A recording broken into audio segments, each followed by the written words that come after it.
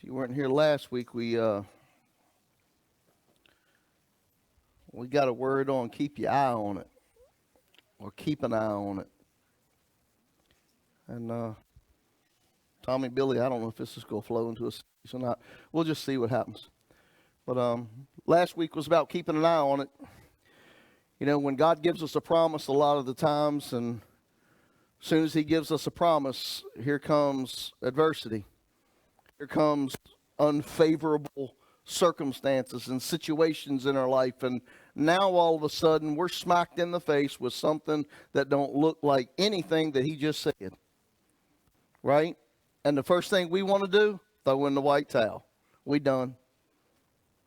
Match over. This can't be right. This don't look nothing like it. So we quit right in the midst of a storm because of the distractions and the debris that's flying around in our life and in our home and spiritually and financially and health. And the next thing you know, man, we've taken our eye off of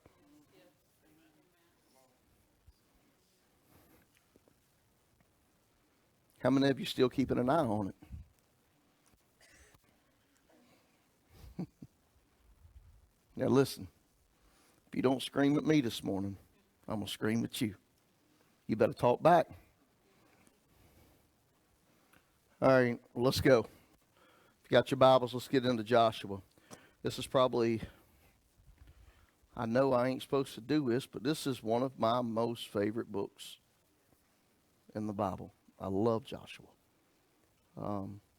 Joshua's always been able to, in time of my need, been able to pull me out of things and put me where I'm supposed to be. He takes me from one side of the Jordan and puts me on the other side where I'm supposed to be. So hopefully this morning you'll be able to grab some of this and take it with you. I opened up earlier this morning and I told you this is here to there. How many of you are where you want to be? Raise your hand. If you're where you want to be today in Christ, in life, spiritually, financially, relation? Nobody? So everybody in here is looking for the there.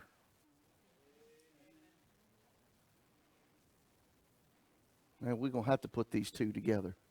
Last week and this week's probably going to have to go together. Don't ask me what title of it's going to be. I don't know yet. But now that I know I'm talking to the right people that's looking for the there, are you keeping an eye on it? Or have you, like many of us, have been distracted by circumstance, situations, storms, debris, and we fall? Doesn't make you a bad person. Doesn't make you a bad person. What it does make you is make you understand that you're nothing without God. Amen. God said with him all things are possible. He said, have I not said it? Will I not perform it? Let every man be a liar. Let God be true. Let every man be a liar. If he said it, guess what? It's as good as done. Now, we might have a process that we got to go through to catch up where he's at.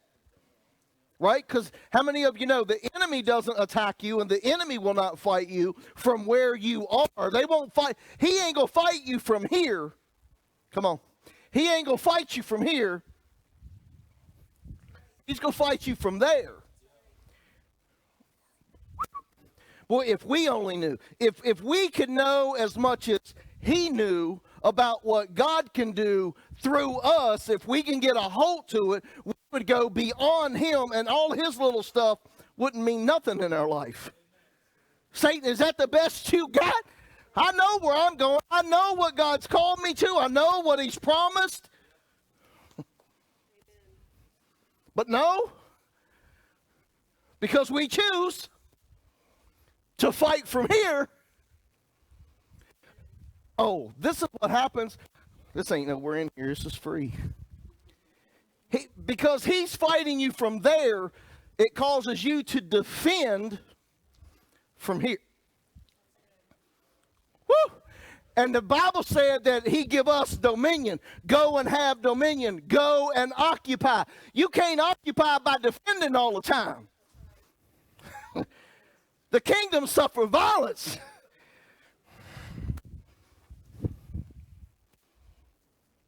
You still wanting to go there?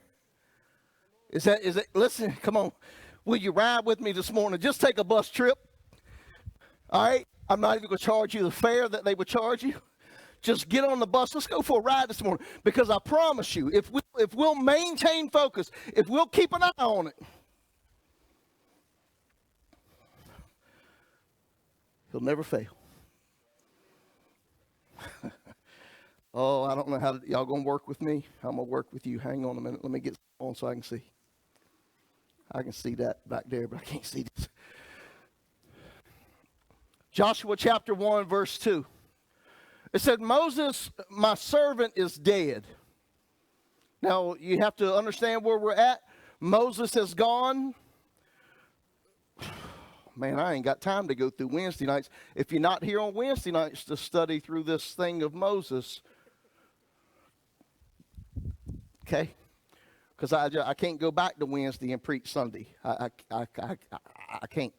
Now, therefore, arise, go over this Jordan, and you and all this people, to the land which I'm giving to them, the children of Israel. See, some of us got our question answered right in that. Who is all this people? It's the children of Israel. Who's the children of Israel? Come on. Come on, it's going to be like Bible study. It's going to be like a Wednesday night. Y'all okay with Wednesday night? Because I'll challenge you. Okay, I want to wake you up. I want to pull you out of here. And I want to take you there. Moses has gone all his life being equipped to deliver a people out of bondage that's been there 400 years. How would you like the task of having 80 years to break 400 years? See, listen, don't be discouraged, Christian. Don't be discouraged. And it took 80 years for Moses to even get them to do the first step. It took him 80 years. And see, you're trying to go lay hands on and deliver people from demons in 1 week. You're trying to go and lead and preach a people in 2 months.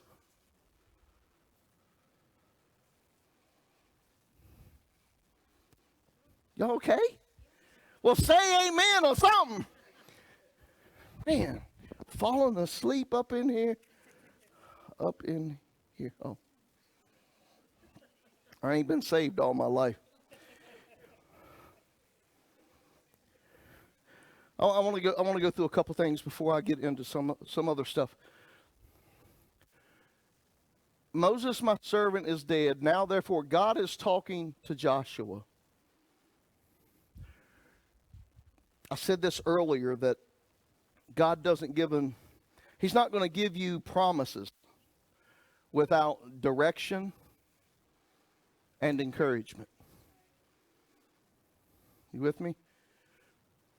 So if you don't have any direction,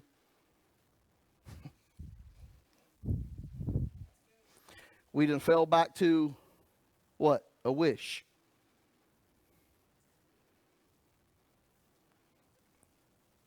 It must not have been a promise from God. It must have been a wish. God will give you a promise and he's going to give you direction. So God is talking to Joshua. Here Joshua is. Now you got to remember who Joshua was. Joshua was brought up alongside Moses. Joshua served Moses. Whew. You know what servitude does? It breaks you. Servitude separates you.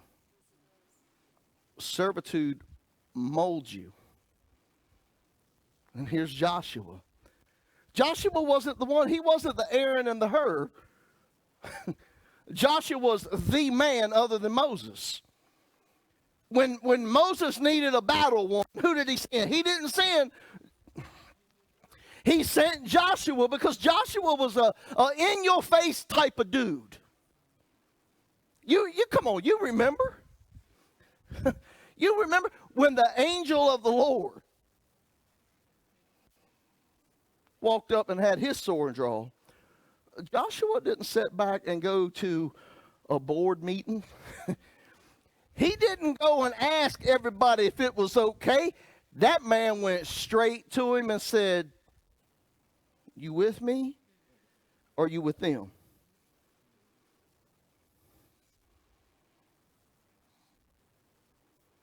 Are you with me or are you with them? That was a bad dude. Look, somebody show up like that. I'm sorry. I just don't see the countenance of this man coming up like that. I just don't see that. We're talking about God rolling on the scene. The one that said, and everything lived. That's the one that we're talking about. And Joshua had the audacity. Joshua was given a spirit of victory, a spirit of battle, a spirit of courage. And he walked up and said, "What's up? We want to do this now. We want to do it then. What do you want to do?" I don't want to get too far into that because then the Lord spoke to Joshua. Man, that might be good for somebody. He said, this is like in chapter 5. He told Joshua, he said, take your sandals off. This is holy ground.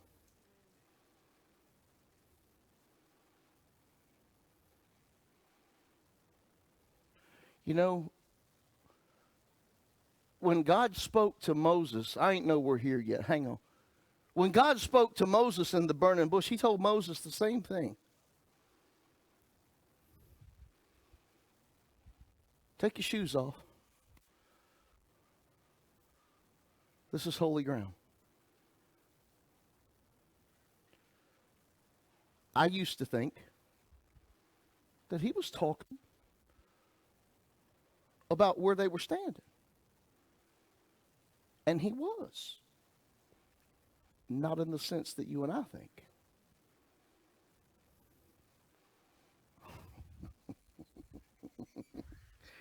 He said, this is holy ground. He said, you are right now exactly where I divinely ordained you. Not talking about the spot, he's talking about the place. See, we are so in a hurry to obtain an inheritance and to obtain our promise, and it's not yet time. The ground's not holy. I'm still worried. He put Moses behind the desert for 40 years.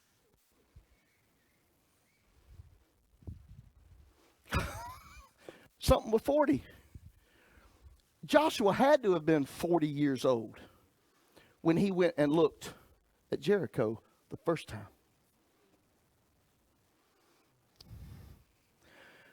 Because he was about 80-ish.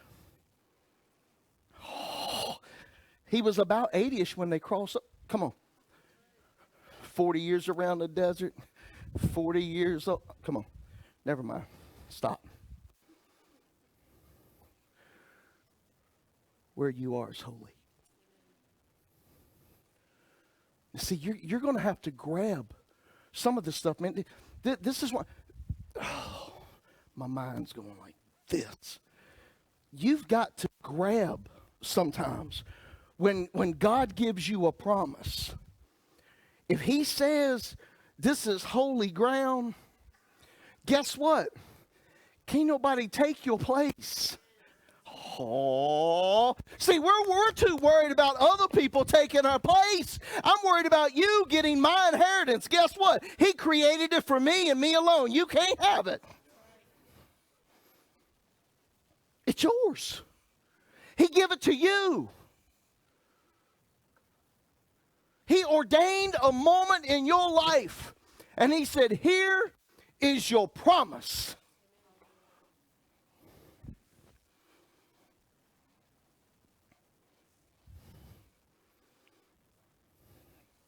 God, where do you want me to go? Tommy, give me that again. I don't want to lose everything I got.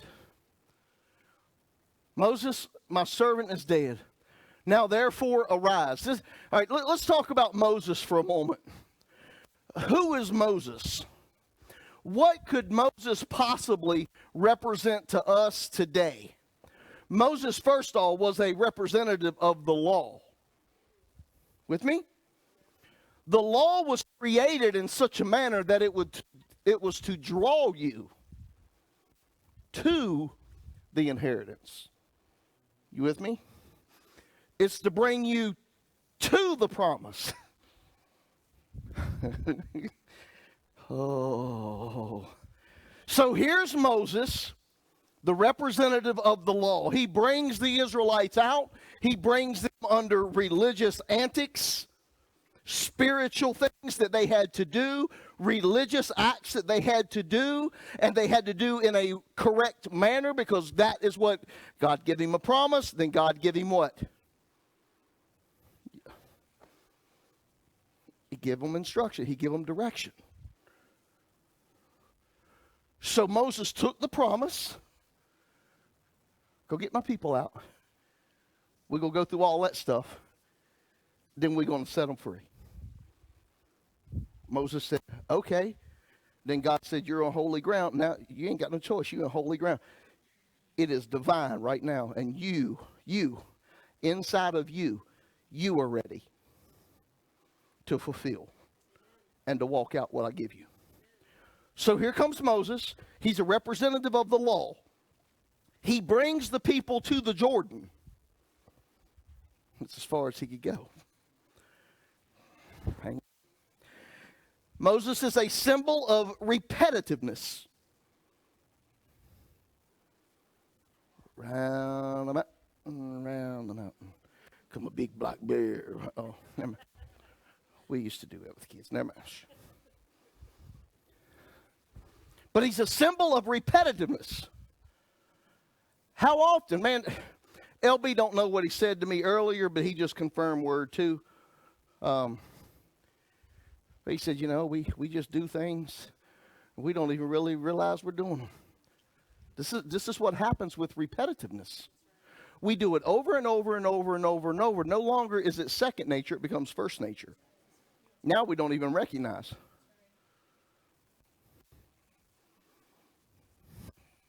If you let me lighten you up a little bit, because right now you tense.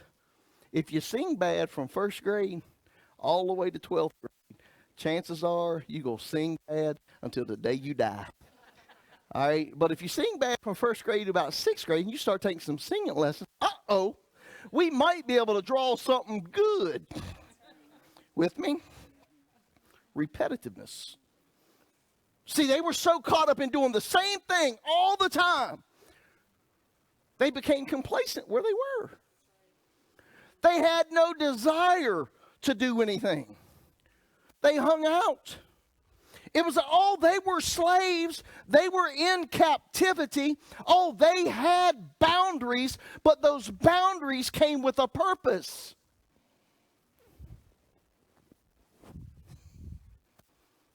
You can be in the wrong place, but if you define purpose, you'll never move to the right place. Everybody in here wants to fulfill purpose.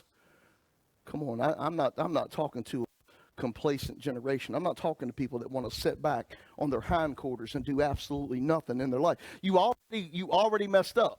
You already told me you wanted to go there. So eat. Okay? Just eat. Moses brings these people out, and the next thing you know, Moses is cut off, and now here's Joshua. Can you imagine? As bad as I want to grow a church, I don't want it to grow that fast. Whew, we got enough of our problems of our own right now. We don't need to no, Moses, it's good. Hey, take a bite of apple, live a little longer, do something. God comes to Joshua and says, okay, Moses is dead. Could it possibly be that God looked at Joshua and said, Joshua, what used to work where they were, over here, ain't going to be able to be used because it's not going to work over there. Joshua, I know that you're used to it too. Joshua, you've went around the mountain with them for 40 years. I mean, he 80-some years old. He got to be tired too. I know I would have been. He said, but listen, Moses is dead. Oh, my gosh.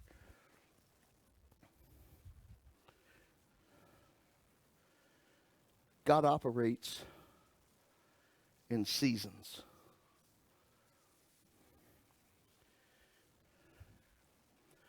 It just might be that God's plan and his purpose for me is now.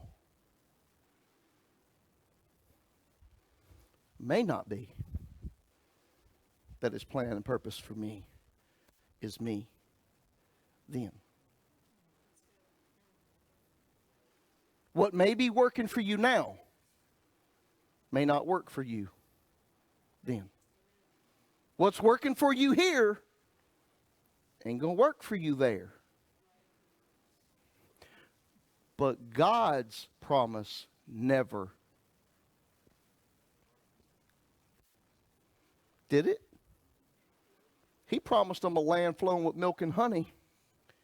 Did he not? To the old Israel. I don't want to call them hard heads. They were just stuck. They knew nothing different. And God is saying, Joshua, listen. Rise up. Oh, I love that word, rise. Will you rise up? Will you position yourself to take from me what you're going to need in order to take them across that? We're going to get to that in a minute too. It's actually called this, but we're going to get to this when we get to that. He said, rise. Get up. You get up and get away from, move outside of where you are so that I can give you something new, something fresh, because Joshua is a representation of what? He's a representation of the promise, of the inheritance. Joshua is a what? Of Jesus in the Old Testament.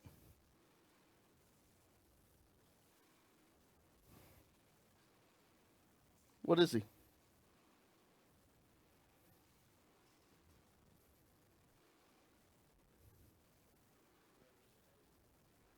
He's a representation of Jesus, but he is also, he's used metaphorically, isn't he?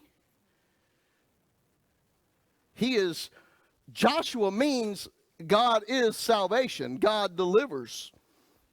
Joshua was, if you want, the Old Testament Jesus. I mean, I don't know how else to put it. Moses is dead and gone. Joshua now lives. The law has been fulfilled. Listen, anytime that you're reading the Bible, you have to read it with a kingdom mentality. And you're always having to look at where you were and where you're going. In sin, delivered. Okay? You've got to read it with that mentality in mind. Because that's all this thing is about. This thing is about restoration, reviving, salvation. And if we read this thing any other way, we'll never get a truth out of it. Because God's love is all about bringing you from here to there. That's his purpose. That's his desire. So we got Joshua. He's now bringing people. He don't just take them to the banks of the Jordan. He's going to take them across now. Now they can inherit the promise. At first, all they could do was be led to it. In a roundabout way, pun intended. But they could be led to it. Now it's time to go.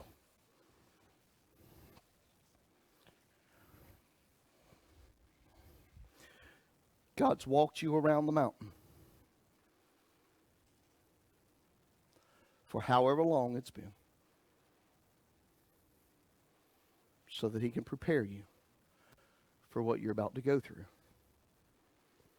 A promise never comes without a fight.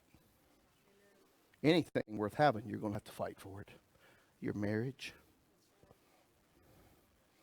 your children, your church, your salvation. Come on, you got to fight for this stuff, man. That's why he said that the kingdom is for overcomers. That means you got to fight. You can't lay down in the battle. You've got to overcome. You've got to keep fighting. I know it hurts. I know it don't look right. It don't feel right. It's not the same, but you got to keep fighting. Don't stop.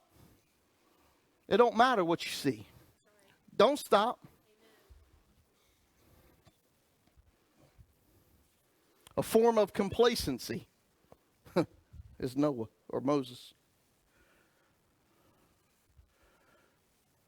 These people have been in bondage for so long that they have now put away God things. They're used to it. They know what tomorrow holds. What a boring life. Is that what you live? Do you know what tomorrow brings because you're comfortable where you are and you're not willing to change?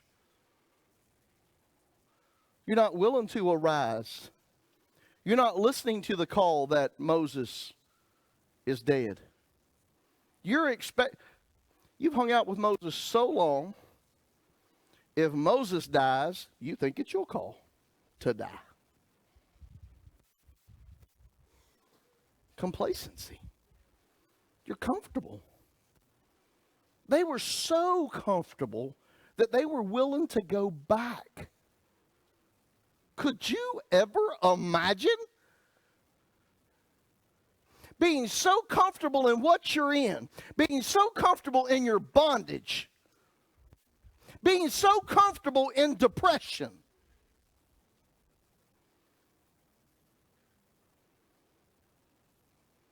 They were willing to go back. Joshua's not that guy. Let's check this out. Tommy, let's go to verse 10. But y'all seen the promise. Because you're going to lead these people, right? You're going to lead this people. The Israelites. You. See, some of you, I get the seed sowing thing. 25% is going to walk out of here and go, man, I'm doing something. Another 25% is going to go, whoo, there's the sunshine. Right? There's going to be some that are just going to walk out here and go. Because that's just the way it is. There's a 25% chance you go ahead and look at your neighbor and say, I'm the 25%er. See, some of them won't do it.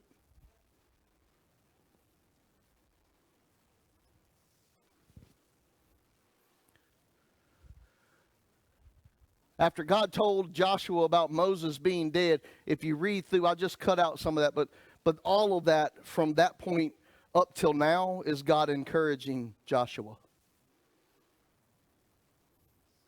That's him encouraging him. He said, listen, I know this is going to be tough, man. I know you're getting ready to go against the grain. You're getting ready to paddle against the flow. But it's going to be, just be strong, be courageous, People go think you out your mind when you start doing what God's called you to do, because anything that God's called you to do is way beyond anything that you could possibly do yourself.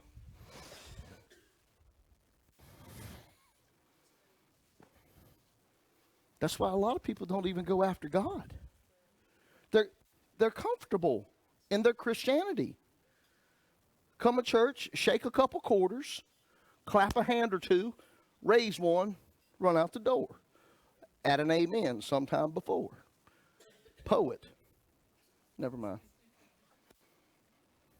I know one caught it because she got the gift of it. I'll sign your book later.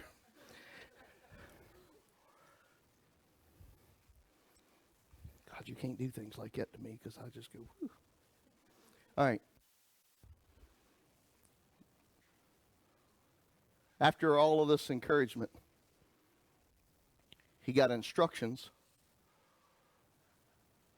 Now Joshua is stepping in. Man, I thought Moses had a hard job. I guess maybe equal, because Moses brought them out of bondage and he transitioned them into freedom, or tried to, and they couldn't get it. Now Joshua's trying to break a generation out of following and moving them into, so it might be about equal. Sorry, it's how my mind works. Then Joshua commanded the officers of the people, saying, pass through the camp and command the people, saying,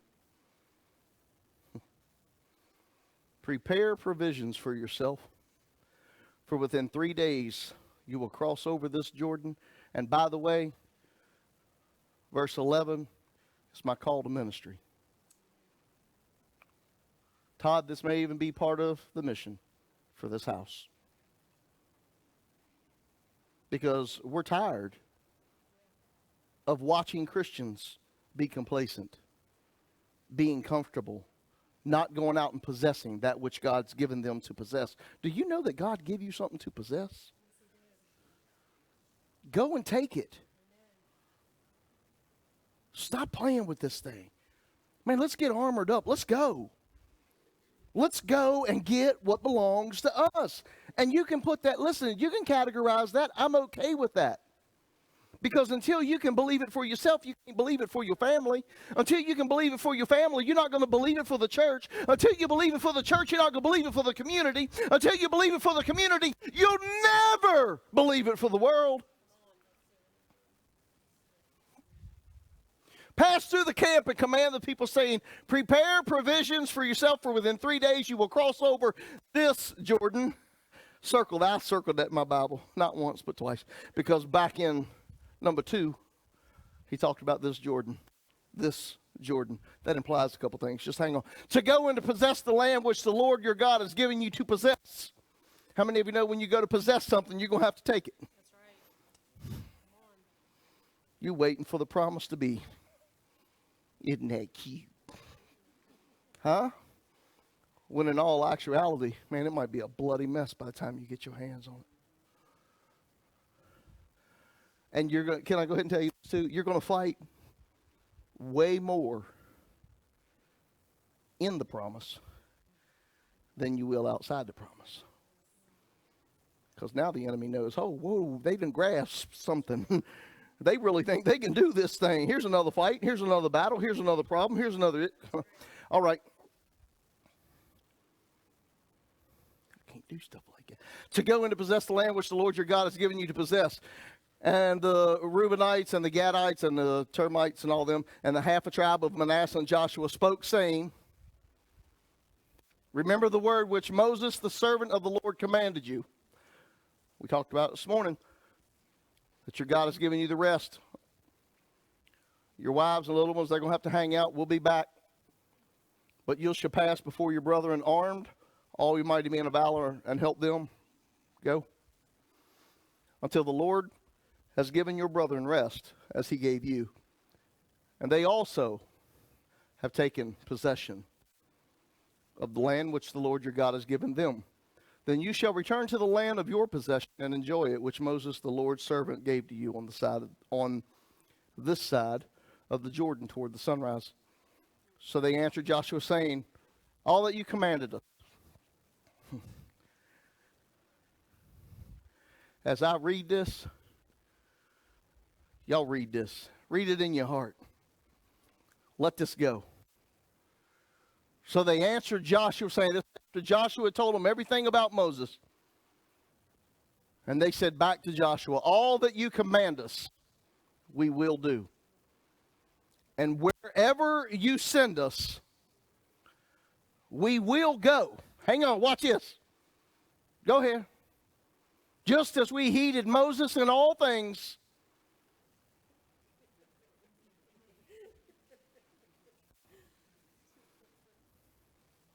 we will heed you.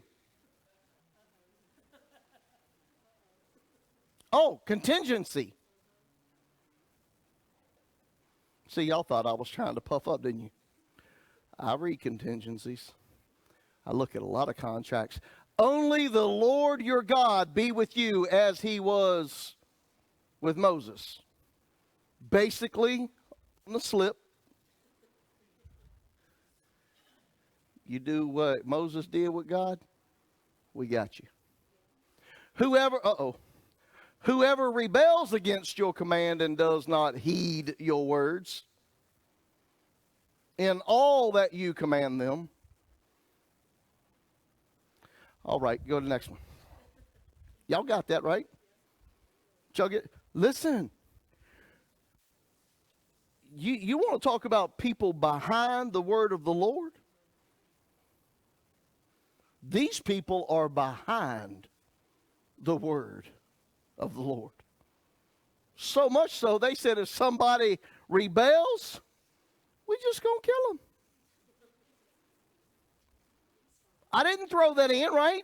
That is right there. It's black and white, right? I mean, these are people that are willing at all cost.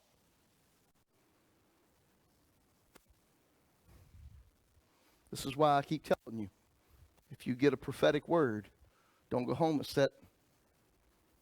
Prepare yourself. Prepare your provisions. Set your steps in order. Get your life together.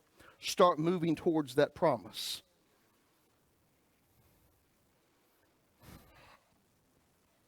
I can't teach on that. All right, we've done Moses. We're doing Joshua a little bit. Now, when he talked about this Jordan, it can imply two things. The first thing that it implied to me, first of all, you got to realize that this Jordan that was being discussed was at a flood stage. Typically, that Jordan was about 100 feet wide. Low, calm, easy to get across. You might have to pull your dress up. Okay? And he says, this Jordan. I can see him now. He walked Joshua out there and said, come on. This Jordan at flood stage, after your promise. It's not 100 feet now. It's about a mile wide. Uh-oh. And it's raging. It's impossible to pass. But all things are possible with those who believe and are called according to his purpose. But he sees this Jordan. This Jordan right here is the Jordan that 99.99% of us will run from. Man, that don't look like that promise. We'll hang out. We're just going to relax for a minute.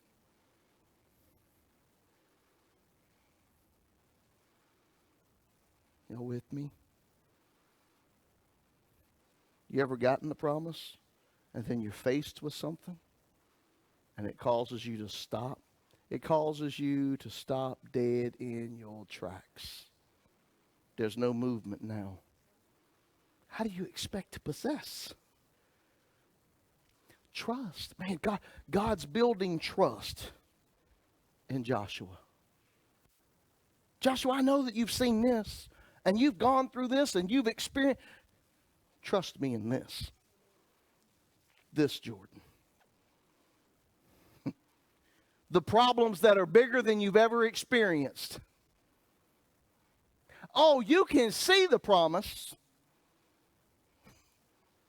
But there's a whole big other story right here that I have to tend with.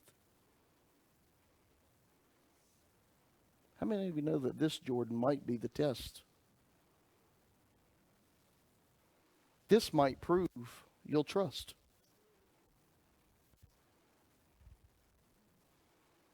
You know God proves every word. Say you love him. Say you love him and watch him. That's why sometimes we're careful. Sometimes I get into worship and go, love you, God. I'm joking. Not really. This Jordan. This will be the path of impossibility presented as we choose to move into our promise. When you heard it and now you've decided, you've prepared provisions. Preparing your provisions. Up to this point, God has maintained you. God has helped you survive. He's hand-fed you.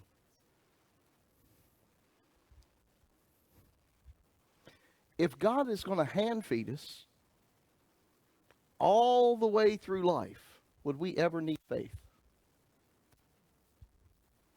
If God is always there, if manna drops every day that you need it, if your shoes never wear out and your clothes don't grow old and get funky, that's a miracle in itself. Why would you need faith? See how God is building this thing up? That it's impossible to please God without it? That we're saved? You're not saved by His word. You're saved by your faith. Now, granted, don't get me wrong. Let me back up. I caught you. Mm-hmm. You're saved by His works, not yours. Fast forward. By faith. Man, He's teaching us all the way through the Word to have faith in Him. Trusting, believing. Give Him everything you got, no matter what you see in this Jordan. Oh, it's bigger. Bigger than anything you've ever seen. Could you imagine the look on thank you. Can you imagine the look and the thought in Joshua's mind when he come and looked at this Jordan? He's already crossed that Jordan once. Remember? He went and spied, didn't he? He already knew what to expect. He said, man, we got this thing. Whoa. God, what's that? Huh? Ain't that?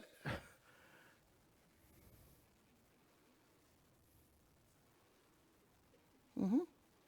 You've experienced something in your life at a smaller degree. And He comes and He says, hey, come check out this thing. And you go, yeah, I've been there. I'm all right. Go, whoa. It wasn't like that the last time. That's how we grow our faith.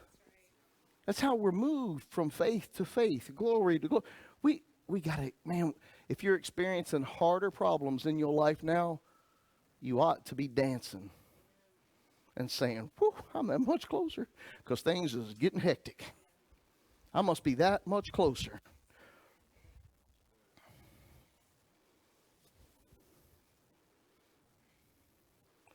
We've got to learn to persevere through it.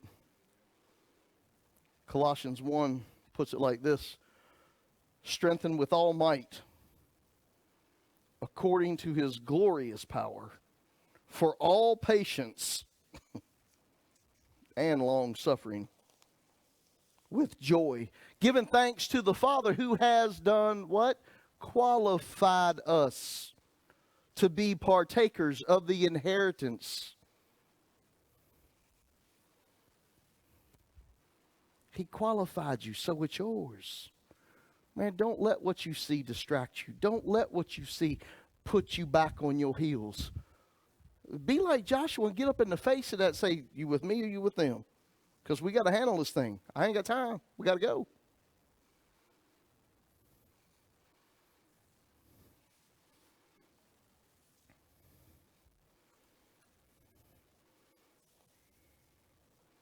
Moses is dead.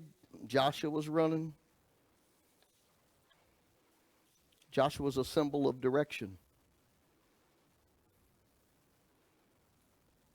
Joshua said, we going. We going in 3 days. Now, 3 days can mean some things. Number one, consciously, it gives you a time frame. Subconsciously, it's telling you it's going to happen. You ever had your boss? You got 3 days to get this back to me. Or you don't have a job. He's done two things to you, or she's done two things to you. She's told you, number one, you got a few days to get it. And then she told you in the back of your head that if you don't,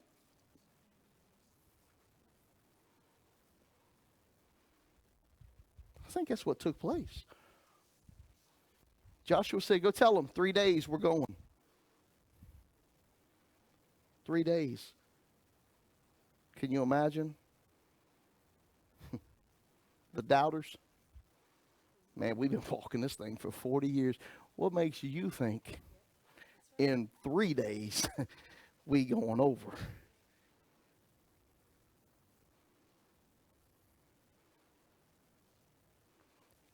God has ordained a time for you.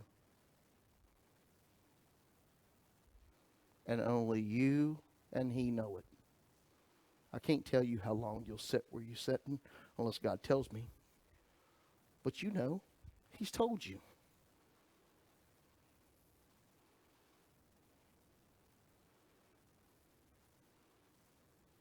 How long will you choose to stand on the banks and hope that it happens? Or will you make a decision?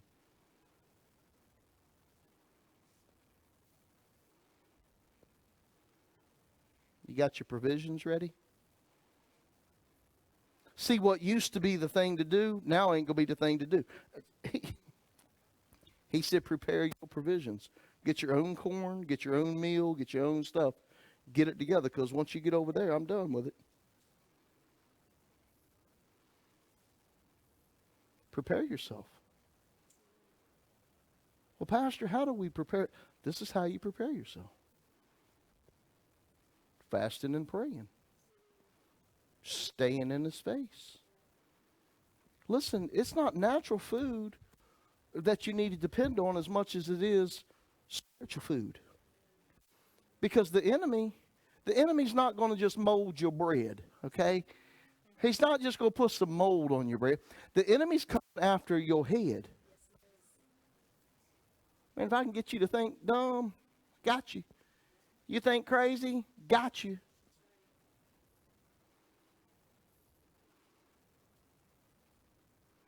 I think this is the difference between us really trusting God and just playing with their faith.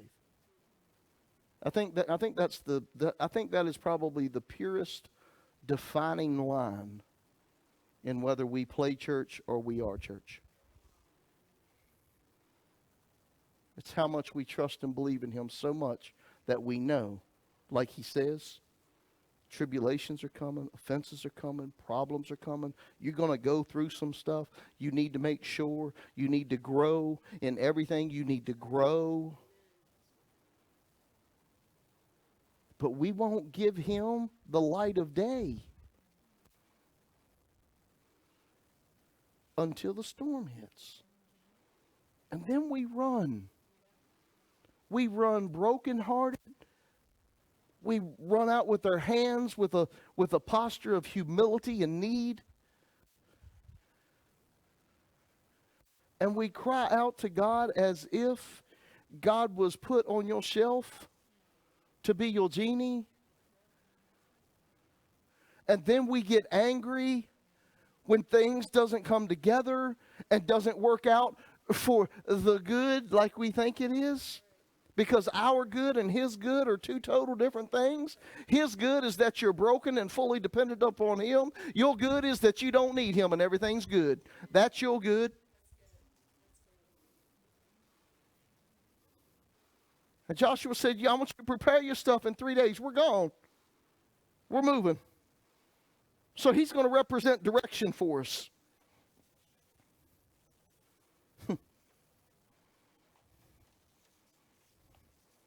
Here we see a second generation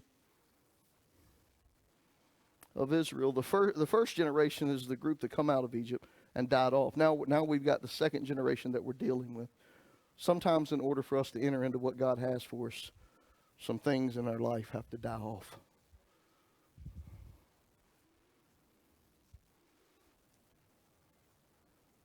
See, I know this has been preached probably 1,000,000 times if it's been preached one time. Half of what we tend to is because we're still carrying things that we shouldn't carry. Matter of fact, we're carrying stuff that we can't carry because manna still fell on this side of the Jordan. Put it in their pocket, but God had already trained them. This is today's daily bread, brother. And we try to stuff that away, and we hope that our arrogance and our bitterness and we walk with that stuff. The whole time asking God, why hasn't the promise come to fruition?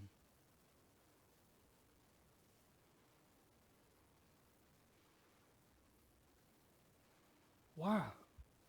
Why am I seeing this now? What's in us that needs to be worked out?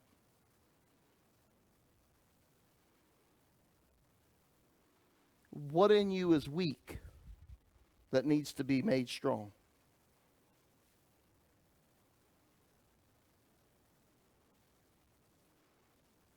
Do you have problems with forgiveness?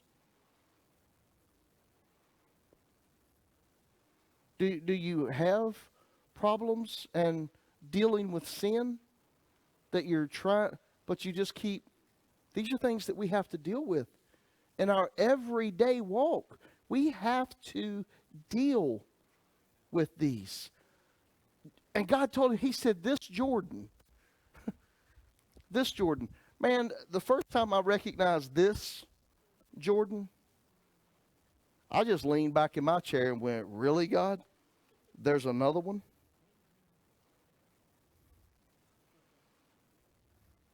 Because if I'm talking about this place, that means there's another place. If I'm talking about this problem, it means there's another problem. If I'm talking about this kid, that means there's another. I said, really, God?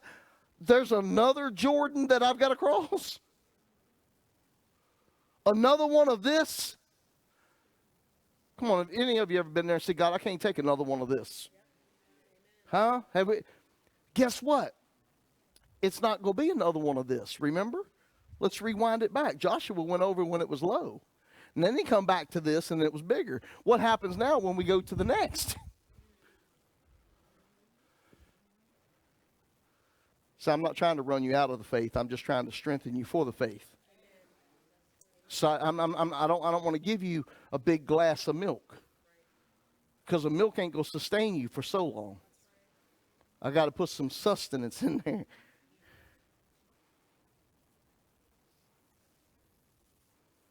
I wonder how many have crossed this Jordan more than once. Not that it's a bad thing. It just means you're that much. Man, if you've crossed it twice and somebody's only crossed it once, you ought to be happy. Woo! Woo! I got you by about 40 years.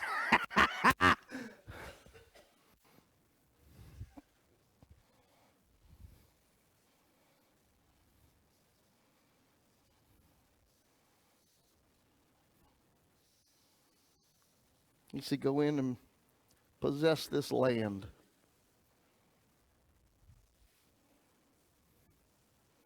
It's yours. It's meant for you.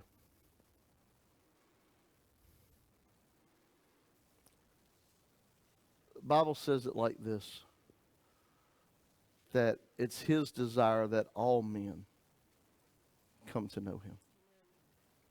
That's his desire. So anything that you're going through, don't blame it on God. He wants you to make it.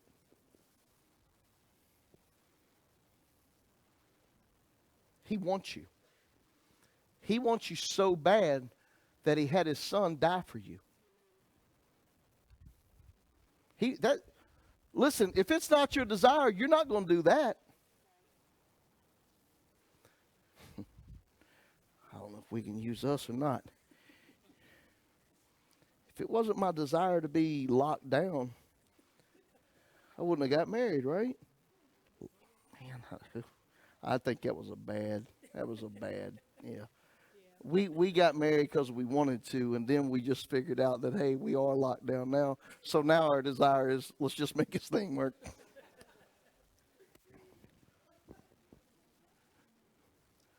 So God's desire is that you come to know him.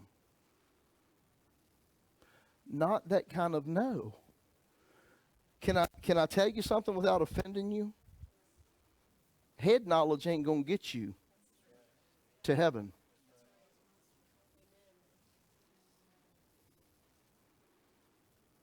He being God, came and told Moses that, I went before Abraham, Isaac, and Jacob, and they knew me, but they didn't know me like this. See, I want to know God like this. Oh my goodness. I want to know God like this. This is how I want to know God. When everything around me is falling apart, I'm stable. I want to know God like this. When my money is funny, I got God. He owns all the cattle on 1,000 hills. So I'm good. I want to know God like this. When I am brokenhearted, that God draws close to me. See, what is this God that you want to know?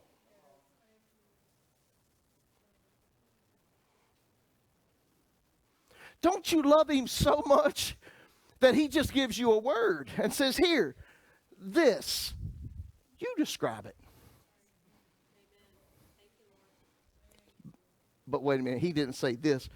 He said, I am. You fill in the blanks. Whew. Are you getting this? God's trying to get you from here to there. What are you willing to go through? What type of fight are you willing to stand in?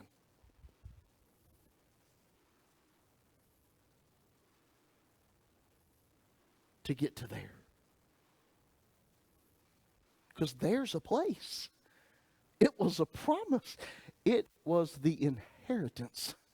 Oh, by the way, that God qualified us for. Remember that in Colossians?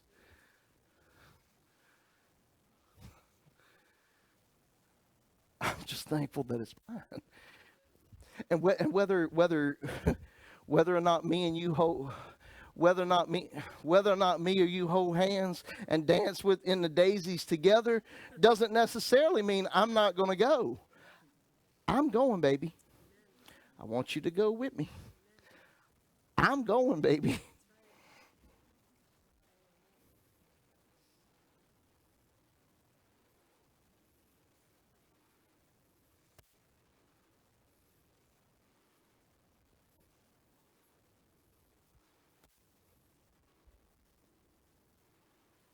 What's your inheritance?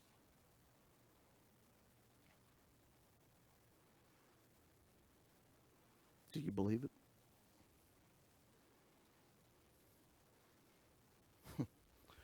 Do you, come here.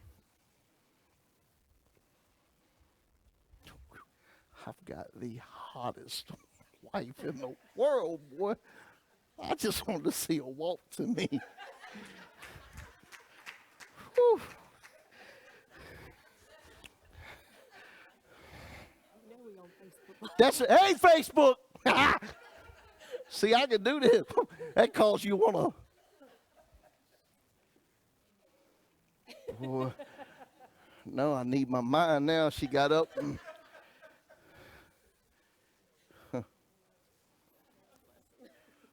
Whew. What is your inheritance? And are you willing to fight?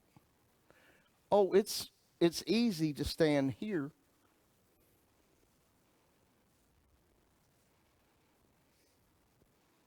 Oh, let me get in your living room. Can I get in your living room? You got your coffee ready? You got it on the coffee table? You just reading a good book? Let me get in your living room for a minute. It's easy to be here and say I'm a Christian. That would have been the perfect spot for crickets. That would have been the perfect spot for crickets. Ain't it? Man, it's easy to sit inside of church and say, I love the Lord. Amen. But what happens? What happens when God says, I want you to get your stuff together? Because we fixing to go. I want to show you something. Oh, this is the grace of God.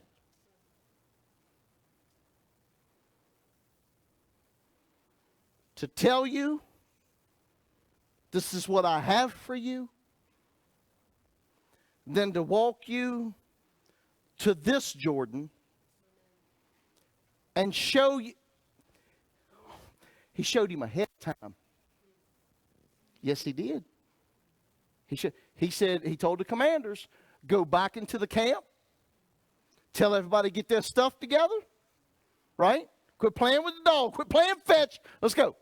3 days, get your provisions together. He told him in 3 days. So what? Now in those 3 days, Joshua was talking to God. And he said, come here.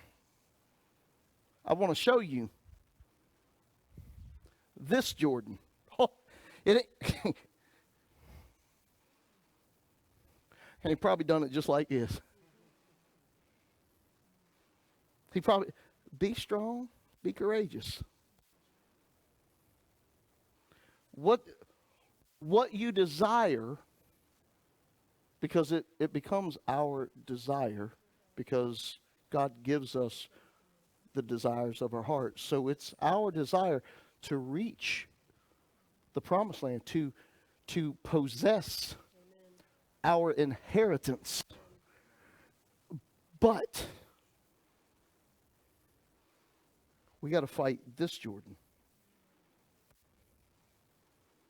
Just trust me. Matter of fact, I love this part. You can sit down. I'm going to just stand back and watch you. For my heart just a flutter.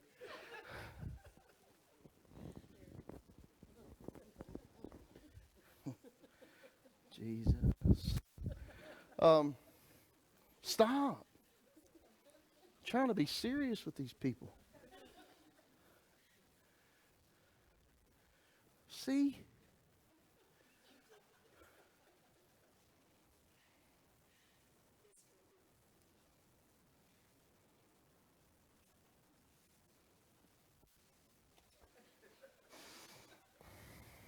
I lost it, brother.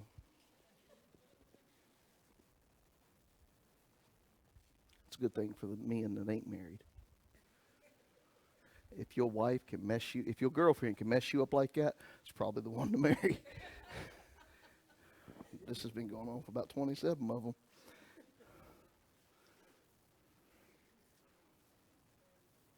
Can't you help me? We talked about that, Jordan. All right, well, anyway, maybe it was meant for the next one.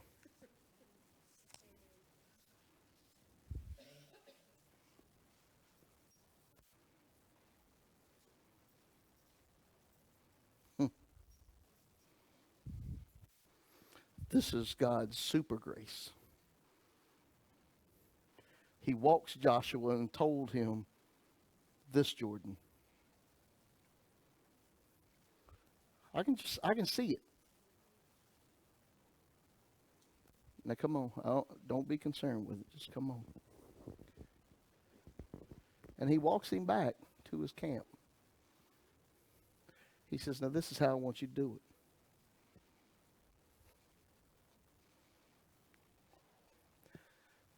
Oh my God.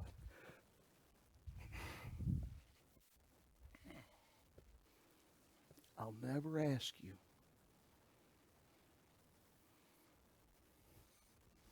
to cross this Jordan without first going before you.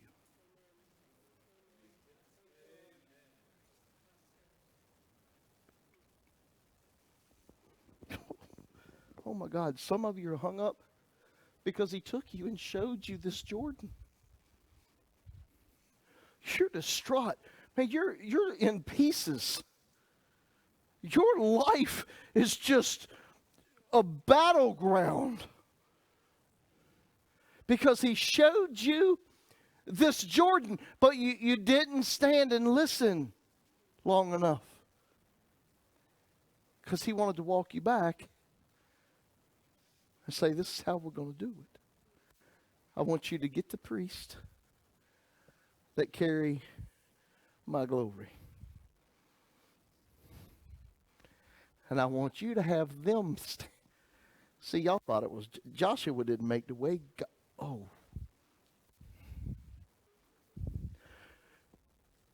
God made the way. He said, have them stand in the flood stage Jordan that's raging. But Joshua, you don't have to go. You come, you stand here. Hey, y'all remember? All that you tell us to do. Woo! I love God. We'll do it. As God's with you and you're with God, we'll do it. Here's the first test. Joshua, you better make sure you with God, boy. You trying to put the glory in the water. You better hope it don't fall. You better hope this thing does exactly. I can see Joshua now. Lord, I know you to walk with me. He probably speaking in tongues. I know I would have been.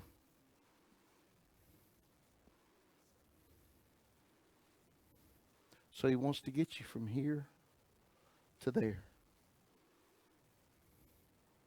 But your inheritance comes with direction.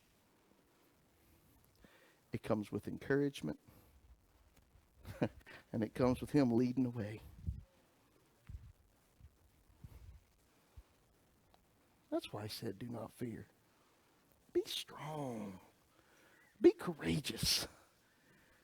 I'm on your side. I've got your back.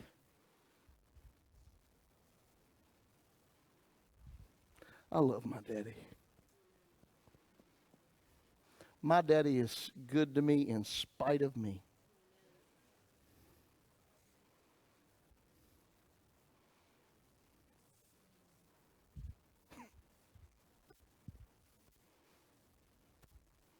I would say I'm bringing it in for a landing. We done.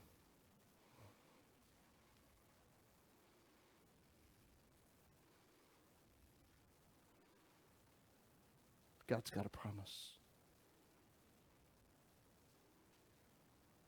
for you.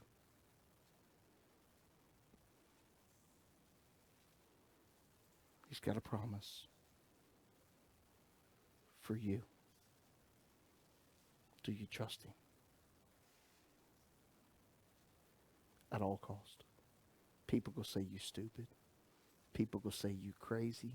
People will say you lost your ever-loving mind, brother. People's going to say you, we got to get you somewhere to get some help. because you decided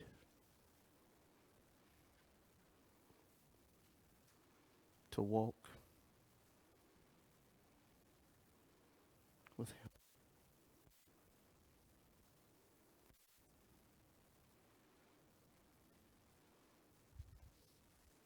So I'm going to leave you with this.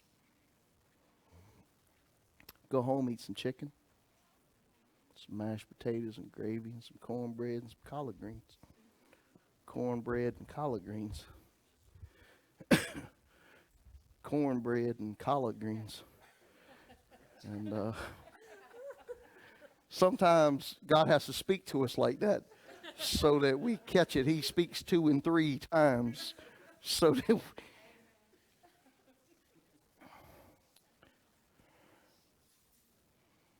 I'm going to ask you something. Facebook's gone, right? If they ain't, get them gone. Bye, Facebook.